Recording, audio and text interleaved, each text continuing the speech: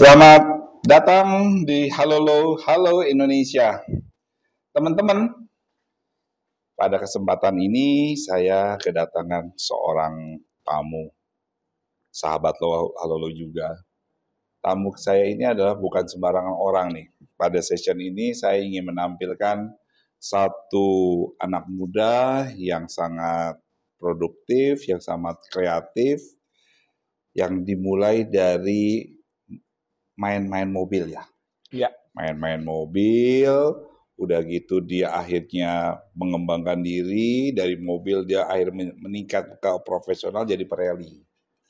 Nah ini sangat inspirasi sekali nih buat kita anak-anak muda, ya syukur-syukur bisa ngikuti jejak beliau. Dan akhir-akhir ini yang lebih, kalau saya nilai plusnya itu sekarang sudah memiliki banyak lah ya, memiliki banyak cuan lah ya semenjak jadi YouTuber dan ini juga nih followernya udah banyak ini, makanya kita harus banyak belajar nih dari teman kita itu. Ya, untuk sementara kita kenalkan dulu nih kawan kita, namanya Om Julian Johan. Betul. Nah, tapi kalau saya lihat di vlogsnya di sini kok jadi JJ Vlog ya?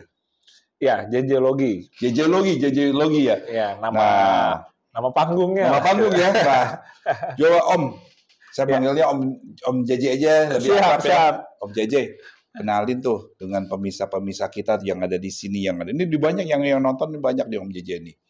Tolong kenalin dulu dong Om JJ biar kita lebih akrab nih gitu loh. Oke. Silakan Om JJ. Oke, siap. Halo teman-teman Halo TV. Nama saya Julian Johan, panggilan saya JJ. Saya dari kecil senang dengan otomotif. Di saat udah mulai bisa nyetir, akhirnya ternyata saya mulai serius terjun di dunia otomotif ini, dan salah satunya adalah sebagai pembalap. Tapi semakin kesini juga dengan era yang udah semakin modern, banyak tren baru, akhirnya sekarang saya juga serius untuk terjun di dunia konten kreator. Kalau orang bilang mungkin YouTuber atau influencer, kurang lebih seperti itu yang saya jalani sekarang. Tapi untuk bidangnya tetap fokus di bidang yang memang saya senang dari dulu, yaitu otomotif. Dan spesifiknya itu lebih ke rally atau off-road. Yang mana itu berarti kita otomotifnya itu lebih ke yang kalau orang bilang kotor-kotoran ya. Karena kita senangnya tuh ketemunya bukan di aspal, tapi di tanah. Itu yang orang bilang itu sangat jejologi sekali. Kurang lebih gitu Pak Boy. Oh gitu. Om, jadi lebih ke arah off-roadernya apa balapnya nih? Jadi dulu dari kecil saya senang diajak oleh ayah saya untuk off-road. Jadi beliau emang senang off-road di situ. Jadi dari kecil udah kenal tuh sama yang namanya mobil-mobil Jeep, diajak naik gunung atau ke pantai segala macam. Akhirnya jadi suka kan tuh. Punya cita-cita nanti mobil pertama pengennya punya mobil off-road nih. Asik ya. Mobil Jeep gitu. Yang bannya gede-gede ya. Iya. Orang bilang Bigfoot ya. Bigfoot. Tapi kan emang banyak ya anak-anak kan juga sekarang juga dari kecil tuh banyak yang udah dia tuh seneng sama mobil-mobil Jeep gitu yang ban-bannya gede gitu. Saya dulu dari kecil juga gitu sama. Bedanya karena ayah saya senang off-road, jadi punya pengalaman buat ngerasain langsung gitu dari kecil. Wah, itu udah langsung cita-cita tuh udah pokoknya saya tekadnya bulat pengen punya mobil off-road nantinya. Kalau gitu. saya tuh tahu off-road itu dari kakak sepupu saya. Okay. Kakak sepupu saya itu malah dia punya ini ya, punya klub HCCI Indonesia tuh. Oke. Dia klub climbing Indonesia dulu ya. Ya. Dia kalau saya datang ke rumahnya tuh yang namanya mobilnya dia dan mobil teman-temannya di rumahnya itu kan, itu banyak. Saya lihat orang ini gitu ya. Dia bilang, kalau saya sih beda dengan yang namanya Pirelli, dengan pembalap. Saya mainnya di hutan, cari ke gunung gitu ya. Saya pikir-pikir ya ngapain. Dan saya akhirnya ngikutin juga, tapi karena pekerjaan. Oke. Karena dulu saya orang tambang. Jadi saya sering ke tambang pakai mobil Jeep kayak gitu. Jadi ya kurang lebih ya off-road juga ya. Off-road cuma juga pekerjaan. Tapi kalau itu pekerjaan gitu ya. Yang paling tantangan itu kalau saya ingat waktu itu kalau lagi kita berisa tambang batu bara tuh. Kalau tambang hujan-hujan malam hari, wah yang nggak kelihatan jalannya, Wih. sedangkan tanahnya kan tanah batu bara itu yang licin yang itu naik-naik itu saya tiap di dalam mobil saya itu saya sama teman saya hanya berdoa aja Mas, mudah-mudahan nggak nyemplung. Udah licin kan, udah licin, gelap pula. Udah gitu samping-sampingnya ada jurang-jurang. Lengkap saya pikir, saya bilang ya sudahlah. Tapi setelah itu saya bilang, mudah-mudahan besok cepet dipindahin. Wah, kebayang sih seru. Kebayang adrenalinnya. Nah, saya terakhir setahun yang lalu, waktu saya mengunjungi Oman. Kebetulan Pak Dubes di sana juga suka, tapi ini padang pasir. Oh iya, padang pasir. Itu tantangannya beda lagi. Benar. Saya lihat ya kalau padang pasir itu tantangannya mobilnya itu dikempesin dulu Mas. Iya, tekanan anginnya dikurangin sehingga ya mungkin kalau bisa 1 sampai 100 ya, mungkin tekanan anginnya hanya 20 atau 30. Iya. Karena dia katanya kalau misalnya kencangan angin dia bisa banyak spinnya. Iya. Jadi dia dikurangin dulu sehingga dia nempel. Iya. Itu saya pikir tantangan lagi. Saya pikir jadi kalau lihat off-road itu macam-macam tantangan Mas ya? Benar, tantangan macam-macam. Medannya kan juga sangat bervariasi sekali kan, gitu kan. Ini pertanyaan satu nih Mas. Selama ikut off-road pernah, ini mohon maaf ya, pernah kecelakaan nggak? Oke. Jadi yang menarik Mas. Jadi gini, ini sambil sambung dikit tadi antara off-road dengan rally-nya gitu ya. Dulu tuh saya awal-awal tuh off-road-nya mulainya ya sekedar untuk hobi aja. Jalan-jalan sama teman-teman, kita coba off-road ke daerah yang mungkin awalnya dari yang deket-deket dulu, dari sekitar Jakarta, sampai coba yang agak jauh, gitu. Akhirnya pas udah mulai seriusin lagi, oke, saya mau coba ikut ke ranah kompetisinya nih, gitu. Jadi kejuaraan rally gitu ya, rally. Nah, antara waktu saya kalau sekedar lagi off-road aja santai rekreasi sama saat lagi rally, kalau rally itu kan udah kecepatan tinggi kan, karena dihitung waktu. Dua-duanya sih sempat punya pengalaman crash gitu ya, atau kecelakaan. Tapi biasanya itu baik yang saya rasain atau kayak orang-orang lain, kalau kita kecelakaannya pas lagi rally, biasanya itu malah dalam kondisi yang lebih aman dan semuanya itu proper atau sesuai. Kita ngomongin faktor safety-nya. Karena saat kita lagi balap gitu, kita kan otomatis pakai helm kan. Pakai helm, semua faktor safety-nya juga lengkap di mobil gitu. Jadi amit-amit kalau ada crash sih, alhamdulillah sih dari pengalaman maksudnya lebih minim sama ada yang namanya cedera atau apa-apa. Cuma kalau kecelakaan pas lagi kita main-main biasa aja off-road jalan-jalan, itu malah resikonya kadang-kadang lebih tinggi. Karena nggak ada tim yang monitor untuk kecelakaan itu nggak ada ya? Nggak ada tim monitor. Terus kalau kita hanya sekedar kayak off-road rekreasi jalan-jalan gitu ya kan, kita nggak pakai helm. Betul. Terus kan kalau bukan mobil rally gitu, bukan mobil balap kan, sabuk pengaman juga 3 titik yang biasa kayak mobil harian gitu aja kan. Gitu. Beda kalau kita udah rally, sabuk pengamannya udah lebih. Bahkan kalau rally atau balapan kan setiap dashboardnya udah ada kamera. Baik itu yang ke depan maupun yang ke muka kita juga. Benar. Kan, kalau saya lihat dari yang balapan MotoGP dan sebagainya, kan dia udah 3 kamera tuh kalau nggak salah kan di belakang. Banyak di dalam. Di dalam. Jadi tim monitornya yang ada di studionya dan ngeliat kalau seandainya kecelakaan tuh dia posisi lagi apa kelihatan ya. Kelihatan, bisa gitu. Terpantau. Beda sama kita sekedar off-road jalan-jalan aja gitu. Ditambah lagi kadang-kadang kita mindset-nya, wah kalau kita lagi jalan-jalan aja bukan lagi balap gitu ya. Kan kita cuma santai-santai aja gitu. Ngapain sih pengamannya terlalu lengkap gitu. Tapi justru di situ dia, karena kita merasa ini nggak berisiko tinggi, jadi kecelakaan pas lagi kita off-roadnya sekedar kayak rekreasi aja malah bisa jadi lebih tinggi resikonya. Terus saya lihat juga nih Mas kirim data ke saya, ini Mas sudah berapa kali juara ya? Baik itu yang di dalam negeri maupun yang sampai ke Johor, Malaysia, bahkan ke Jepang kalau nggak salah ini saya lihat. Nah ini kalau yang paling menurut Mas yang paling punya kesan tersendiri yang dalam nih kejuaraan yang di mana nih Mas? Kalau yang di dalam negeri di mana, di luar negeri di mana gitu loh Mas? Yang punya kesan tersendiri gitu loh, yang sulit untuk dilupakan. Jadi kalau ngomongin kejuaraan dalam negeri yang kita kan bilangnya kejurnas ya, kejuaraan nasional gitu. Jadi itu yang Indonesia. Yang paling menarik pengalaman saya kalau nggak salah di tahun 2011.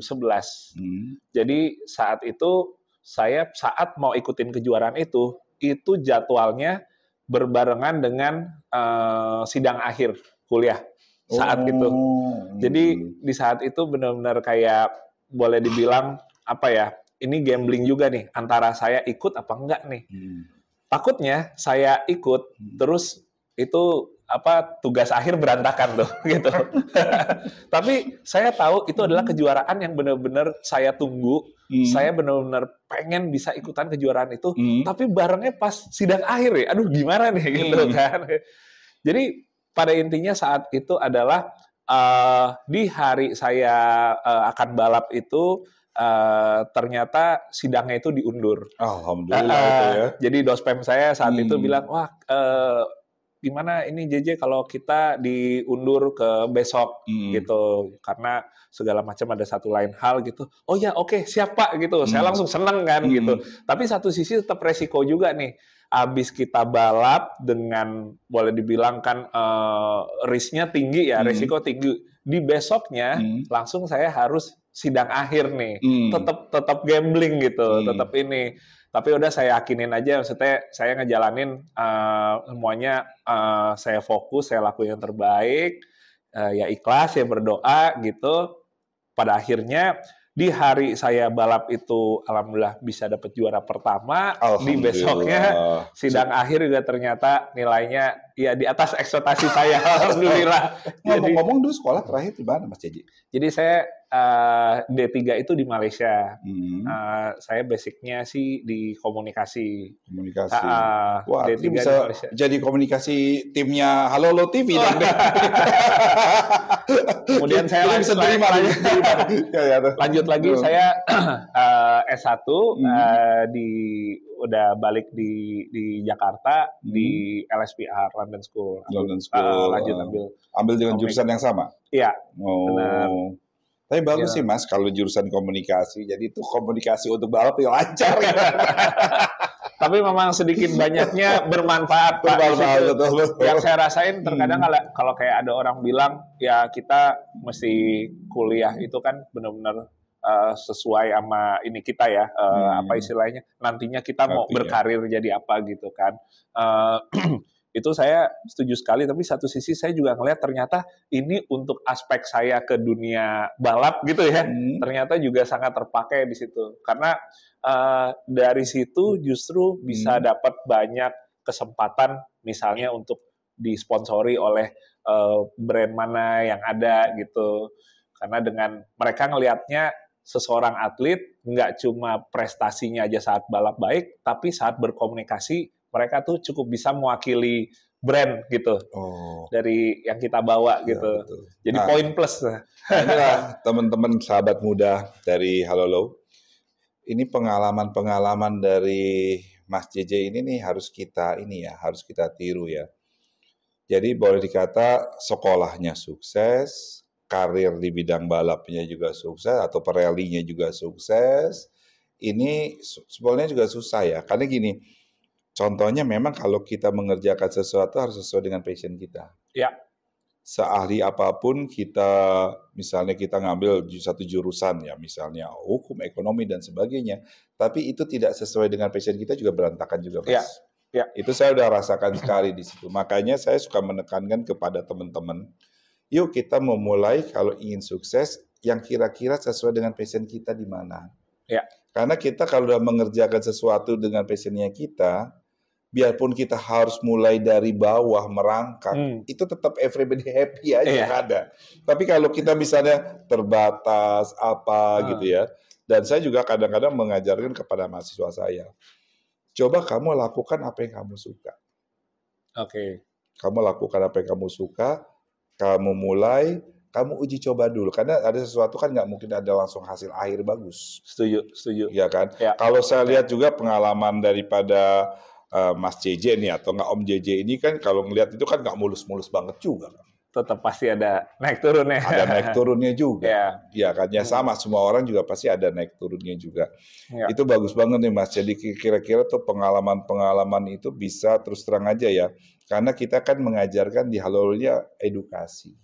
Oke. Ya kan, edukasi kepada generasi-generasi muda nih, kalau bisa nih kita tampil, ya hidup ini hanya sebentar, buatlah prestasi yang segemilang mungkin. Itu. Ya.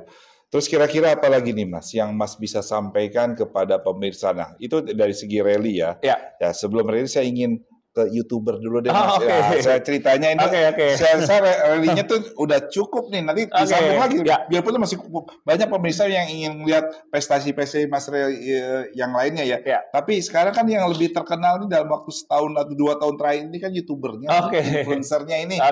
Coba Mas ceritain nih Mas, mungkin banyak yang mau ikutan jadi YouTuber juga tuh Mas. Gimana Mas? Jadi cerita awalnya itu adalah sebenarnya pas saya juga lagi rally Pak. Saat saya lagi rally, terus co-driver saya, kalau kita rally kan ada pasangannya tuh sebelah tuh kan. Co-pilotnya yang membacakan rutenya. Betul. Jadi co-driver saya ini kebetulan juga memang teman dekat saya dari zaman kuliah dulu. Jadi dia di saat itu mengajak saya untuk coba bikin namanya vlog.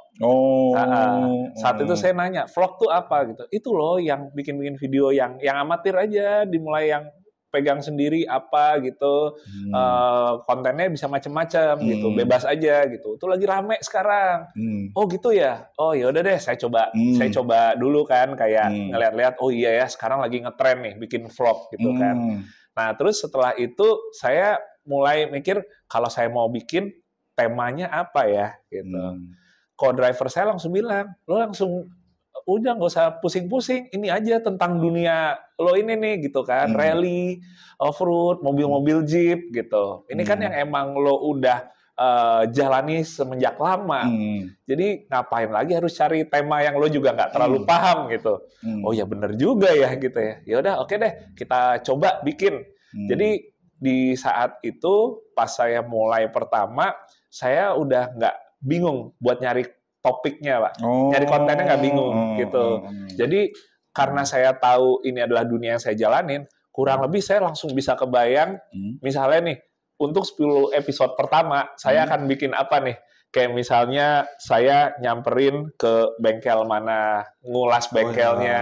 Saya suka lihat tuh di vlognya Mas itu, nge-review ya, nge-review mobil ya. Bisa misalnya nge-review mobil, atau misalnya bengkelnya, atau misalnya juga nanti ada misalnya toko-toko gitu, kurang lebih yang ada di industri otomotif ini gitu. Seperti itu. Nah, ternyata ya alhamdulillah berjalan dengan baik. Dan karena pada saat itu, apa ya, boleh dibilang sebenarnya dunia kalau otomotifnya seperti off-road atau rally ini termasuk niche kalau dibandingkan mobil umum gitu.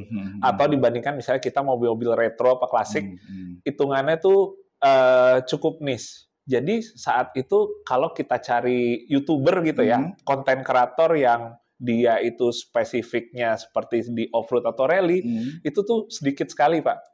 Beda sama kalau kita nyari YouTube misalnya motor klasik gitu atau mobil yang umum, itu lebih banyak pilihannya gitu.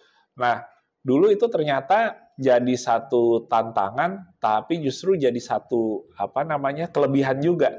Karena mungkin pemainnya nggak banyak YouTuber rally atau off-road ini. Tapi karena nggak banyak, orang itu kalau nyari sesuatu tentang kurang lebih rally atau mobil off-road di Indonesia, langsung ketemunya JJ-Logi. Karena nggak banyak pemainnya nih, YouTuber yang lain. Kita kalau carinya mungkin mobil yang umum gitu ya, mobil harian gitu. Itu udah pasti banyak channelnya. Banyak pihak yang mengulas. Tapi kalau coba spesifik yang rally, off-road gitu, ya itu pasti baru di awal-awal udah ketemu ada nama saya. Oh, itu ya yang membuat istilah itu eksklusifisme gitu. Eksklusif, iya. Tapi kita memang di situ ya. Iya, benar. Saya mau niru nih. Saya mau niru nih. Saya terus terang aja, memang kita harus belajar, Mas. Karena gini, untuk meraih satu sukses kan harus punya kiat-kiat tersendiri. Ya. Seorang chef masak ya. itu juga membuat suatu masakan dia kalau misalnya kita contoh buat taekwan Oke. banyak kan bumbunya. Ya. Tapi kalau dia modifikasi sehingga ada ciri khas makannya sendiri Ya. itu kan yang berbeda. Ya. Itu yang membeda kita dengan yang lain. Ya. Nah, nih pemirsa, para kaula muda nih, ini Anda harus ikut daripada Mas JJ nih. Jadi kira-kira buatlah yang spesifik dalam hidup Anda, dalam membuat konten-konten tersendiri, sehingga ini berbeda ya Mas ya? Iya, betul. Karena gini, kalau saya juga lihat ya, saya sering lihat juga di YouTube di mana, kalau bicara rally itu banyak, dan bicara itu juga, masalah teknis saja. Kalau soal teknis ya semua standar ya. Ya. Kalau balapan teknis saya standar. Bahkan lebih bagus kalau kita bicara sama teknisinya ya, karena dia lebih paham gitu ya. Nah, sekarang saya mau nanya nih Mas, semenjak kembali lagi ya kita ke rally nih Mas, ke balapan. Mas sekarang udah jadi brand dari satu mobil apa produk? Udah, jadi kalau ke mobil nggak ada eksklusif, tapi lebih ke industri pendukungnya. Misalnya oli atau ban, bagian-bagian kayak gitu. Sama ya beberapa lagi yang sifatnya lebih kayak, kalau orang bilang sekarang menscare gitu ya, produk-produk lebih buat ini yang pria gitu. Kurang lebih itu sih. Oh gitu ya. Kalau ke mobilnya misalnya ambil contoh ya, kita sebutkan nama Mitsubishi. Ya, udah gitu Toyota itu belum ya? Kalau sekarang sih untuk mobilnya sih memang saya lebih prefer untuk nggak ngambil eksklusif. Karena alasannya apa? Dengan begitu saya kurang lebih jadi terkunci untuk bisa nge-explore atau memberikan konten ke penonton juga untuk mobil-mobil yang lainnya. Iya. Gitu yang ya, ada bener. Jadi hanya terkunci di satu produk itu aja gitu. Jadi saya makanya lebih pilih kalau mobil, kalaupun ada kerjasama tuh nggak eksklusif. Jadi kita harus tahu alasan utamanya memang di situ ya. Benar. Karena kalau sekarang ini jadi di video di YouTube saya itu kontennya kebanyakan itu lebih yang sifatnya informatif. Jadi ngasih tips juga ke orang-orang, ngasih informasi. Misalnya tips untuk membeli mobil hardtop misalnya. Apa aja sih yang perlu dicek? Nomor 1 cek ininya, nomor 2 cek ininya. Itu kan kurang lebih jadi kayak referensi buat mereka kan, gitu. Jadi sekarang ada Mas mobil-mobil jadul. Kan banyak kan perkumpulan mobil jadul tuh. Iya. Mas saya pernah lihat Mas review mobil jadul juga tuh. Iya. Saya juga senang sih. Tapi mobil-mobil jadulnya lebih ke yang tetap ini ya, mobil-mobil Jeep gitu. Iya, benar. Jadi misalnya ya hardtop lama atau CJ7 atau Jeep Mercy tua gitu kan. Karena waktu zaman saya sekolah yang namanya CJ7 tuh sama hardtop itu tuh udah paling ngetop waktu itu. Saya ingat tahun 70 akhir ya, awal-awal 80 saya masih SMP waktu itu nggak salah. Itu kalau orang udah pakai hardtop ke sekolah SMA gitu ya, itu paling gagah itu. Udah paling keren ya. Paling keren itu, karena terus terang aja tuh itu idolanya istilahnya para lawan jenis ya. Kalau cowoknya pakai itu tuh kayaknya, apalagi dulu Mas, beda dengan sekarang ya.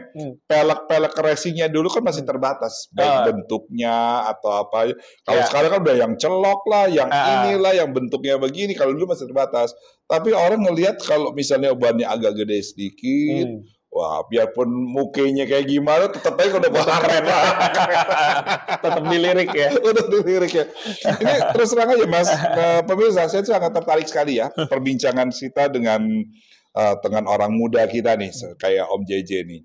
Nah, kira-kira Om JJ kita udah di ujung-ujung ini nih, ujung-ujung pengakhiran pembicaraan kita nih. Kira-kira kalau harapan-harapan Om JJ untuk kedepannya tuh apa nih? Baik itu dari YouTubernya maupun dari rally-nya, itu apa? Oke. Kalau misalnya untuk pertama untuk dunia otomotif ya dulu ya, untuk rally-nya itu sih sebenarnya harapan saya adalah dunia otomotif balap seperti rally dan lain-lainnya ini bisa lebih diterima di masyarakat gitu.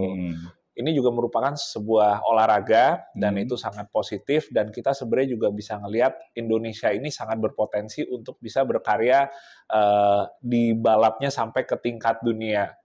Mungkin udah ada beberapa nama-nama yang orang Indonesia lebih kenal pembalap dari mulai Rio Haryanto, Rifat Sungkar, atau misalnya Sean Glael.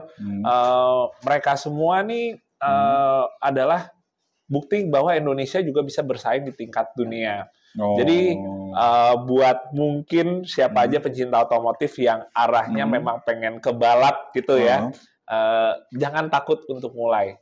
Ada stigma kalau balap itu mahal. Nah itu masalahnya. Padahal walaupun balap itu mahal, tapi kalau misalnya kita emang pintar dalam mencari kalau orang bilang celah gitu ya, atau opportunity gitu, pasti akan ada jalannya. Karena di Indonesia itu sebenarnya sebagian besar kita itu bisa balap sampai ke luar negeri karena dia mendapatkan oportunitasnya yang tepat atau sesuai. Jadi kita bisa dimulai dari kita berkecimpung, aktif bergaul di dunia itu. Yang penting kita emang ada rasa buat belajar segala macamnya itu secara tidak langsung mulai ada orang yang melirik tuh. Wah, kamu bagus nih. Misalnya bawa mobilnya atau bawa motornya, mau nggak balap di tim saya? Oh, gitu dari ya. situ jenjangnya tuh mulai ada tuh dari yang tingkat tadi regional, nasional, Asia Tenggara sampai lain-lainnya gitu. Itu salah satu cara terbaiknya adalah seperti itu. Nah, satu lagi pertanyaan, cara untuk memulainya itu gimana? Karena terus terang aja, kalau kita bicara sudah berjalan atau akhir, itu orang udah nggak ambil. Udah, iya, betul, kan? betul. Tapi yang susahnya ini nih, benar nggak nih para pemirsa? Yang susahnya kan dimulai dari awal. Itu Karena dia. gini, terus terang aja ya, kayak saya ingin memulai sesuatu usaha. Kita kan bingung awalnya harus bagaimana. Udah gitu kita akan confused dengan diri kita sendiri. Bisa nggak kita melakukan ini? Apa kita udah coba, totonya belum, biasanya beberapa bulan pertama belum ada orang yang melirik. Itu kan kita membuat kita down. Nah, itu kalau kiat-kiatnya Mas JJ yang bisa disampaikan kepada pemirsa nih gimana Mas? Memulainya itu harus gimana gitu loh Mas? Jadi sebenarnya kata Pak Boy itu benar kalau misalnya di awal ini kita paling susah ya untuk bisa melakukan pergerakannya gitu. Ditambah di masa awal ini kita akan lebih mudah untuk down karena kita merasa kayak pesimis duluan. Aduh, kayaknya nggak bisa nih, kayaknya aduh nggak dapet, nggak pede gitu kan. Tapi memang itu yang mesti dilawan. Jadi kita langsung ambil contoh konkretnya aja nih. Di dunia balap itu ambil contoh balap motor, karena yang lebih banyak case-nya di balap motor. Di balap motor itu, kebanyakan pembalap itu bermodalkan tidak punya motor. Jadi modalnya nggak cuma hanya modal nekat aja. Istilahnya, ya, atau bahasa kerennya modal skill. Tapi bahasa jalanannya modal nekat. Dia dengan modal skill yang baik, itu dia pasti akan nantinya dilihat oleh para pemilik tim-tim balap itu. Dari situ dia mulai ditarik, dia balap dari level yang kecil, skop balapnya, sampai nantinya pasti bisa berkembang lagi sampai tingkatan yang lebih tinggi. Mulai awalnya gimana? Itu dia, kita bergaul. Nggak punya motor misalnya, nggak apa-apa, kita bergaul dengan misalnya circle dan komunitas di situ. Tapi kita tetap sambil belajar. Jangan gara-gara kita nggak punya motor terus kita pesimis buat ngulik gitu ya. Tetap belajar.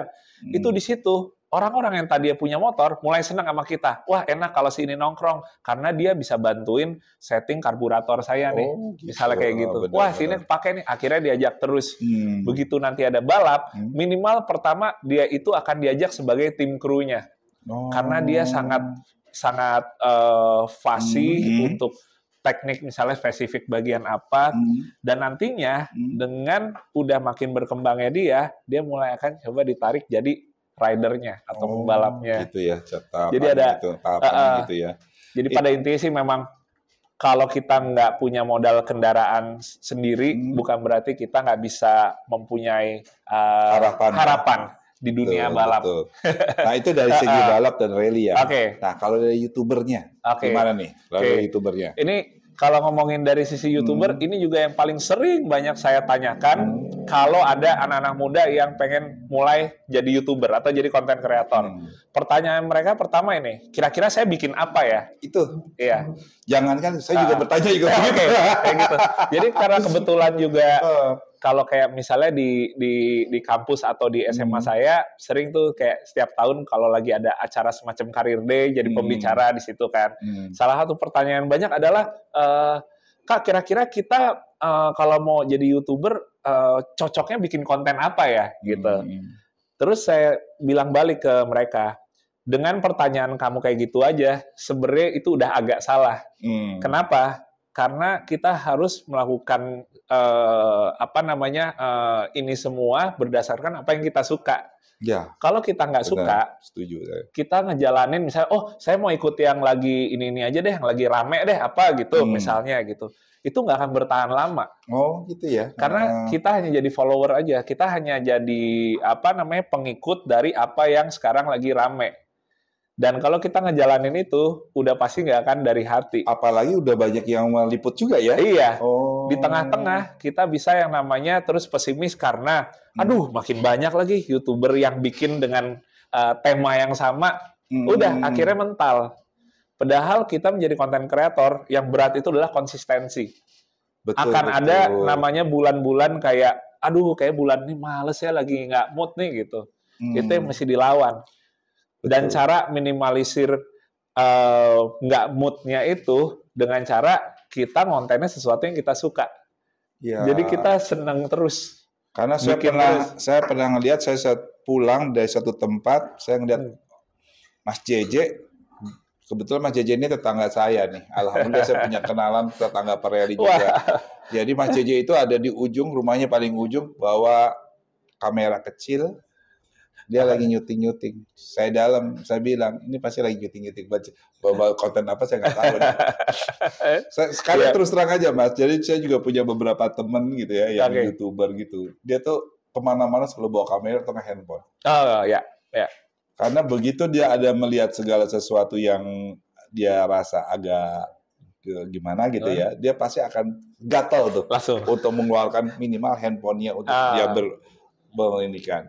Nah ini terus terang aja Mas, ini yang masalah YouTuber ini kan sekarang anak-anak ini sebagian besar ya, makanya di era Gen Z ini kan kalau saya perhatikan anak-anak sekarang tuh mohon maaf ya, itu sulit diperintah.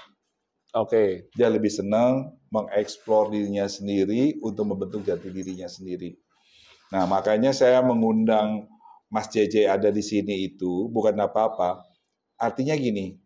Lebih baik kita menjadi tuan dari diri kita sendiri daripada kita menjadi yang membantu yang membantu dari orang lain. Memang kalau kita tuan diri kita sendiri memang banyak tantangannya. Karena terus terang aja kita harus memulai dari yang nggak tahu menjadi tahu. Dan itu ada tahap-tahapannya. Tadi Mas JJ juga sampaikan ya. Ini sungguh ya, saya melihat sangat inspiratif sekali. Dan saya yakin nih, di konten kita saat ini nih, di session ini mungkin anak-anak muda banyak yang ingin belajar, Mas. Jangankan Mas, saya juga ingin banyak belajar. Karena terus terang aja, untuk kita bisa begini juga saya harus banyak bertanya. Kira-kira apa sih? Apalagi kita mengembangkan satu pekerjaan yang baru ya. Bagi saya kan masih ada asing. Tapi ini harus jalan. Makanya yang perlu saya catat di garis merah saya, di garis merah itu adalah konsistensi, Mas ya. Konsistensi. Nah, coba tolong dijelasin konsistensi yang lebih dalam biar teman-teman bisa karena terus Mas, usia anak-anak ini bosanan, Mas. Nah, itu melawannya gimana, Mas? Benar. Ya silakan tuh, Mas. Benar. Gitu. Jadi kalau kita ngomongin konsistensi, di satu sisi itu terkesan sepele, padahal itu berat untuk bisa kita jalaninya gitu. Ya, benar. Jadi sekarang ini saya boleh dibilang udah nggak sedikit juga punya teman-teman konten kreator yang kita startnya bareng, tapi udah boleh dibilang udah pensiun lah gitu, udah kayak capek, aduh udah deh, udah males gue, banyak yang seperti itu Pak. Padahal kita mulainya bareng gitu. Dan rata-rata yang menyerah itu adalah yang memang dari awal itu mereka tuh nggak mencoba mencari apa sih karakter dari diri dia atau apa sih passion yang dia suka, yang pada akhirnya kontennya itu hanya ngikut aja atau nyari yang lagi viral, yang lagi rame apa ya. Kalau saya tiap hari itu kurang lebih udah bisa kayak tahu, oh saya pengen coba bikin konten misalnya off-road kemana atau camping kemana yang masih kaitannya dengan dunia atau passion saya. Tapi teman-teman saya yang lain itu, dia tiap pagi bangun, dia tuh harus kayak mikirin, aduh hari ini gue bikin konten apa ya? Cari-cari dulu, aduh hari ini lagi nggak ada, oh ini lagi ada ini, oke saya bikin reaction nih, ceritanya konten tentang membahas si ini viral ini gitu. Kayak gitu tuh capek. Karena kita tuh ngintilin terus. Bener. Jadi kurang lebih sebenarnya sih nyambung juga sama yang Pak Boy bilang tadi, kita lebih baik jadi tuan dari diri kita sendiri daripada kita hanya membantu di bawah untuk ngintil terus aja gitu. Nah, ini pemirsa, ini tuh itu benar-benar yang harus kita garis bawahi, harus kita ikuti nih. Kan Mas JJ kalau nggak marah ya kalau banyak ngikuti gerakan enggak dong. Senang justru. Kita malah mengedukasi ya. Kalau yang makin sukses makin banyak kan makin bagus loh. Iya, benar. Minimal siapa gurunya kan gitu. Enggak. Nah, terus terang Mas, itu yang memang saya garis bawahi. Jadi selama ini kan orang itu membuat hanya mengikuti ya. Jadi ada yang viral, dia ikut mengulik, sedangkan yang mengulik itu kan juga udah banyak kan. Orang yang mengulik juga mungkin ada 100, mungkin ada 1000. Dengan yang dikulik objeknya itu juga, subjeknya itu juga. Jadi lebih baik kalau begitu kita jangan mengulik-ngulik Mas ya. Lebih baik kita membuat sesuatu yang membuat jadi yang kita buat itu jadi viral ya Mas ya. Waduh itu bagus sekali. Pemirsa, saya rasa nih pembicaraan kita ini sebetulnya masih kita ingin lanjutkan, tapi tenang aja, Mas JJ ini bisa kita panggil. Minimal kita bisa mengedukasi kepada teman-teman kita yang masih muda ya, yang ingin berkembang maju ya kan. Kira-kira apa sih yang bisa kita ambil manfaatnya cukup dengan mengundang Mas BJ ini banyak informasi Mas. Terus terang aja, saya aja yang mendengarnya itu kadang-kadang, waduh ilmu saya itu masih kecil. Karena gini, kita kan harus banyak belajar dari keberhasilan seseorang. Saya lihat Mas JJ ini usianya sekarang udah berapa Mas? 38. Nah, 38. Usia 38 ini udah sukses lah ya, jadi seorang pereli. Kan orang lihat dari pereli pembalap kan orang kesannya kan harus anak orang kaya, harus punya mobil. Rupanya setelah mendengar penjelasan dari Mas JJ itu tidak juga. Jadi kembali kepada kepribadian orang, udah gitu humble-nya orang kepada orang itu gitu loh. Ini harus kita ikuti. Jadi pemirsa, anggapan-anggapan yang membuat pereli itu harus jadi anak orang kaya, anak itu sebetulnya bisa, tadi Mas JJ udah bisa menjelaskan itu tidak semuanya itu benar ya. Yang penting usaha kita, pergaulan kita yang membuat kita jadi sukses. Mas JJ, terima kasih Mas JJ. Mungkin sebagai penutup ada yang ingin disampaikan kepada pemirsa sedikit? Kira-kira apa? Mungkin mendapat tips hidup para kaula muda nih Mas. Ya silakan Mas. Ada waktunya sedikit Mas. Oke, paling sih mungkin kurang lebih kembali lagi ke tadi yang sempat saya sampaikan. Mau kita sebenarnya ngelakuin apa aja, apa yang mau kita incar sebagai profesi atau karir dalam hidup, emang mesti based on passion dulu, tapi yang memang juga dikombinasikan dengan kerja keras. Saya ngelihatnya dengan kita ada passion, tapi kalau misalnya kita juga nggak berusaha untuk menggali lebih dalam, terus belajar, kita memperluas relasi supaya dapat juga banyak ilmu baru. Kalau nggak dilakukan seperti itu, passion aja nggak cukup. Jadi mesti passion dan terus belajar. Dan nggak perlu malu buat belajar sih, seperti kata Pak Boy bilang sih, setuju sekali sih gitu. Jadi dengan gitu kita misalnya mau jadi konten kreator gitu, apapun yang kita suka, walaupun mungkin kayaknya itu nggak ngetren, kayaknya yang kita suka nih bidangnya ini nggak banyak orang yang ngulik, tapi dengan kita suka terus kita ngefokusin di konten itu, orang Indonesia akan melihat kalau ngomongin si spesifik konten itu, si A itu tuh, si konten kreator itu. Harus kitanya yang bisa dijual ke orang ya. Iya, orang benar. Kita ya. Itunya sih, kurang lebih gitu sih, Pak. Mas, terima kasih Mas ya atas kehadirannya di sini. Nanti suatu saat nih, pas banyak pemirsa yang ingin mendengar lagi nih, Mas. Karena terus terang apa yang Mas sampaikan ini sangat inspiratif, khususnya bagi kaum muda. Paling tidak kita bisa mengalahkan kaum muda untuk jangan takut untuk berbuat sesuatu. Setuju, Pak. Ya, ya. Oke. Demikianlah pemirsa bincang-bincang kita pada kesempatan yang berbahagia ini nih. Kita kedatangan seorang tamu yang masih muda, ya kan, memiliki banyak pengalaman, potensinya juga bagus. Ini bisa kita ikuti langkah dan jejak-jejak beliau ini penting untuk menuju ke arah sukses. Sekali lagi Mas JJ, terima kasih atas inspirasi Mas. Sukses selalu buat Mas, salam buat keluarga Mas ya. Siap, terima kasih. Demikian pemirsa perbincangan kita. Saya akhiri, terima kasih. Halo Indonesia.